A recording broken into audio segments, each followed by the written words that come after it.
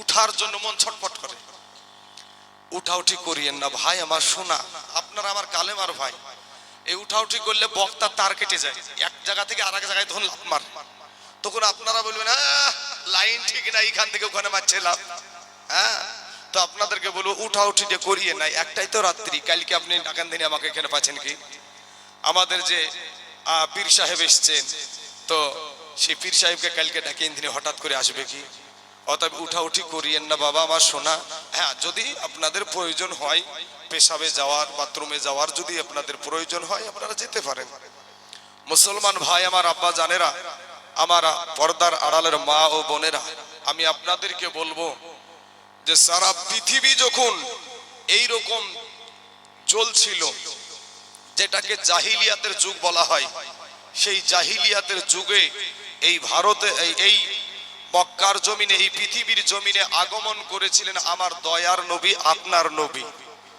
সারা পৃথিবীতে ইসলাম প্রচার করেছেন যিনি, সেই দয়ার নবীর আদর্শ দেখে, সেই নবীজির কথা শুনে, সেই নবীজির আদর্শ কথা শুনে মানুষ দলে দলে দলে দলে এই ইসলামে ভিতরে প্রবেশ করেছে।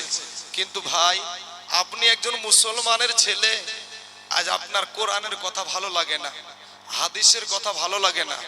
কোরআন যদি বিশ্বাস করো, হাদিস যদি বিশ্বাস করো, তাহলে এটাও বিশ্বাস করো যে তুমি একদিন মরবা, তোমার এই রক্তের বাহাদুরি চলবে না।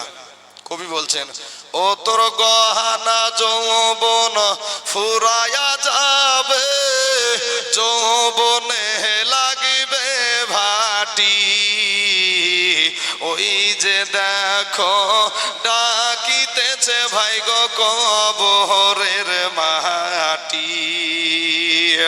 ও তোর গহনা যৌবন ফুরায়া যাবে, যৌবনে লাগিবে ভাটি, ওই যে দেখো ডাকিতেছে ভাই গো কবরের মাটি। ভাইরে সন্ধ্যার আগে যেদিন ডুবিবে বেলা,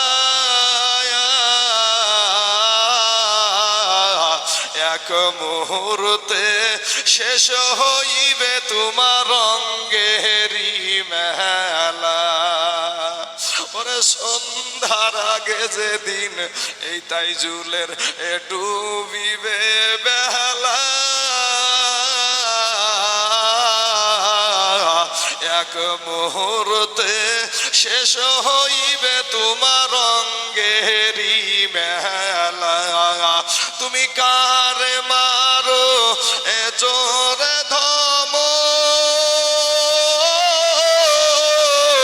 কার মাথায় ভাঙিবা লাঠি ভাই গো, কারে মারো জোরে ধম, কার মাথায় ভাঙিবা লাঠি, ওই যে দেখো ডাকিতেছে ভাই গো কবরের মাটি, ওই যে দেখো ডাকিতেছে বাপ গো কবরের মাটি।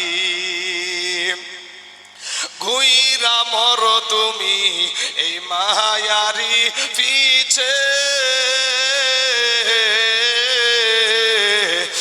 এত আশা ভালোবাসা সবই যে মিছে। ওরে ঘুইরা মর তুমি এই মায়ারি পিছে, এত আশা ভালোবাসা সবই যে মিছে। কোন দিন জানি আইসা পড়ে আজরাইলের হাতের চিঠি বাবা, কোন দিন জানি আইসা পড়ে ভাই গো আজরাইলের হাতের চিঠি, ওই যে দেখো ডাকিতেছে ভাই গো কবরের মাটি, ওই যে দেখো ডাকিতে ডাকিতেছে যুবক রে কবরের মাটি, খবর পেয়ে আসবে আত্মীয় স্বজন,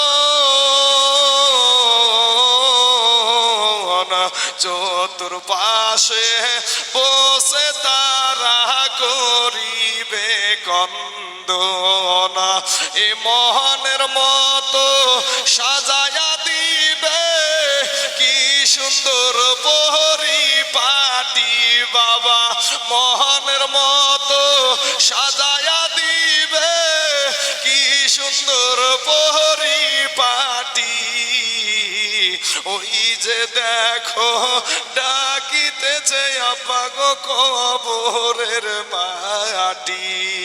আল্লাহুম্মা সাল্লি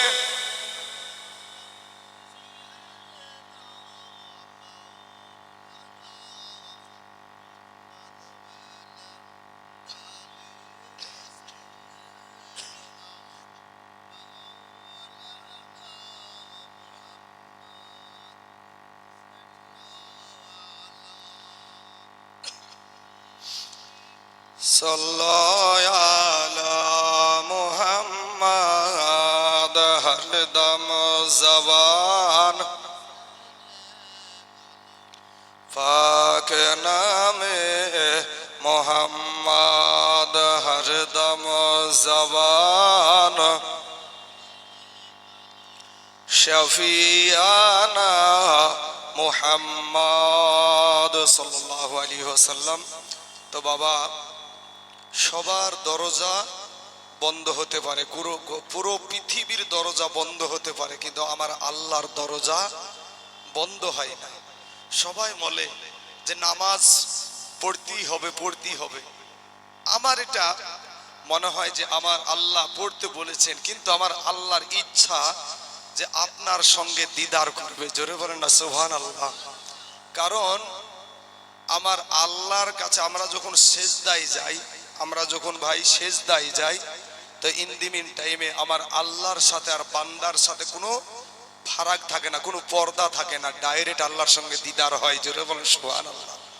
ফজরের ওয়াক্ত যখন হয়, আমার আল্লাহ বলে বান্দা সারা রাত তো ঘুমালি, ও বান্দা আই না আমার সাথে একটু দিদার করতে আই, আমি আল্লাহর সাথে একটু দিদার করতে আই। আমার আল্লাহ পাক, আপনার আল্লাহ আপনাকে ডাকে ভাই। আপনার আল্লাহ বলে বান্দা রে, সারা রাত তুই আরাম করে ঘুমালি, তুই ঘুমানোর জন্যই তো আমি রাত দিয়েছি, তোর শরীরটা আরাম করার জন্য আমি রাত দিয়েছি। ও বান্দা তুই সারা রাত ঘুমালি, আই বান্দা আমার সঙ্গে একটু দিদার করে যা। মুসলমান যখন ফজরের নামাজ পড়লেন, আবার জোহরের টাইম, আমার আল্লাহ বলে বান্দা রে, তুই সারাটা দিন এতটা সেই সকালে আমার সঙ্গে দিদার করেছিস, আর তো সহায় না, তুই আয় না, জোহরের রক্ত হয়ে গেল, আয় না বান্দা আমার সাথে আর একবার একটু দিদার কর না। আমার আল্লাহ এইভাবেও ডাকতে থাকে। গভীর রাত্রিতে সর্বনিম্ন আসমানে আপনার আল্লাহ, আমার আল্লাহ ভাই একটু দিলখানা নরম করে দেন না ভাই, একটু আপনার জানখানা নরম করে দেন ভাই। শোনা, যাদের জন্য, যাদেরকে আপনি এসআইআর করার জন্য যাদেরকে এত নথি দিচ্ছেন, দিল নরম হচ্ছে না, দিল নরম হচ্ছে না। আর আমার আল্লাহ পাককে একবার যদি আল্লাহ বলে স্মরণ করেন, আমার আল্লাহ 10 বার আপনাকে স্মরণ করে। জোরে বলেন সুবহানাল্লাহ। ও যুবক শোনা, আমার আল্লাহ বলে গভীর রাত্রিতে সর্বনিম্ন আসমানে নেমে আমার আল্লাহ বলে, ও বান্দা দেখ, তুই তাকিয়ে দেখ না, সারা পৃথিবীর মানুষ ঘুমায়া গেছে।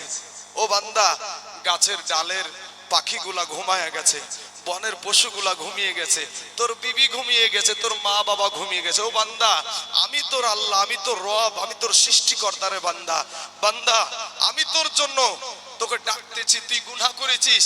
ও বান্দা তুই আয় আমার কাছে, আয় আমার কাছে, তুই তওবা করে গভীর রাত্রিতে আমাকে ডাক, আমি আল্লাহ তোর জীবনের গুনাহকে মাফ করে দেব। জোরে বলেন সুবহানাল্লাহ।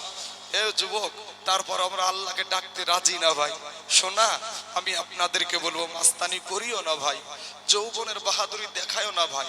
আমি তাইজুল ইসলামকে যদি তোমরা পা দুখানা আগায়া দাও, তোমাদের পায়ে হাত দিতে রাজি আছি ভাই রে, কিন্তু নবীর আদর্শ, তুমি নবীর আদর্শ থেকে দূরে চলে যেও না।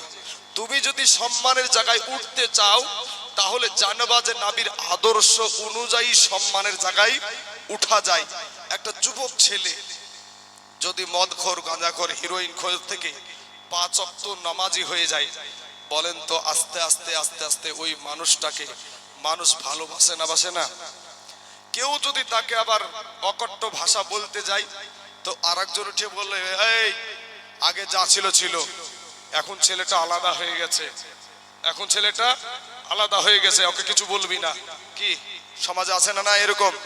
তো আমি যুবক ভাইদেরকে বলবো, ভাই আমি তোমাদেরকে বলবো, এই যে রাস্তাটা আছে এই রাস্তা দিয়ে অনেক গাড়ি ঘোড়া চলে, তো এই গাড়ির ড্রাইভারেরাও এমনও ড্রাইভার আছে 5 ওয়াক্ত নামাজ পড়ে, আছে না নাই গো? 5 ওয়াক্ত নামাজ পড়ে, কিন্তু তুমি যুবক ভাই কেন পারবা না? তুমি তোমার কালেমার ভাই মুসলমান ছেলে, একটা গাড়ির ড্রাইভারি করা ড্রাইভার যদি 5 ওয়াক্ত নামাজ পড়তে পারে, তুমি কেন পারবা না? একটা মুনিশ খাটা ছেলে মুনিশ কেটে ভাত খাই, এরপরেও 5 ওয়াক্ত নামাজ পড়ে, তুমি কেন পারবা না ভাই? এমনকি ডাক্তার মশাই, ডাক্তার আছে 1 টাকাও বাবাজি বেফালতু ফিজ নেয় না, এরকম ডাক্তার আছে না নাই সমাজে? আছে।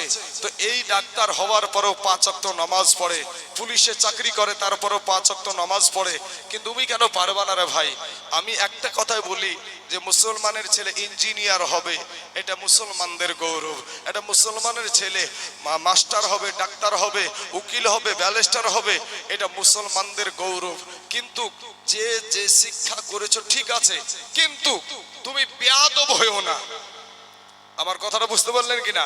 আপনি যে শিক্ষায় শিক্ষিত করছেন আছেন ঠিক আছে, কিন্তু বেয়াদব হয়েও না। শোনা, আল্লাহকে পাওয়ার জন্য, নবীকে পাওয়ার জন্য একটু দিলখানা নরম করে দিয়ে, ও যুবক, তোমরা তো যুবক ছেলে, তোমাদের অতি